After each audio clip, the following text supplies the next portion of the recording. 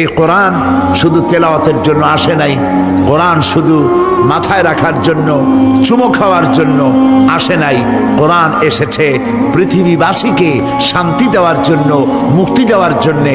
কোরআন এসেছে মানুষকে সঠিকভাবে মনুষ্যত্বের ট্রেনিং দিয়ে জাতি, ধর্ম, দল, মত নির্বিশেষে সহ অবস্থানে সাম্প্রদায়িক সম্প্রীতি সহ দুনিয়ায় শান্তি এবং আখিরাতে জাহান্নামে থেকে মুক্তি দেওয়ার জন্যই কোরআনের আগমন ঘটেছে। সুবহানাল্লাহ।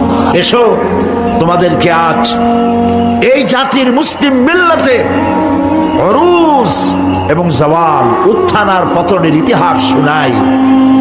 এই মুসলমানদের হাতে যতদিন ছিল তরবারি আর কোরআন, ততদিন দুনিয়া তার পায়ে চুমা খেয়েছে।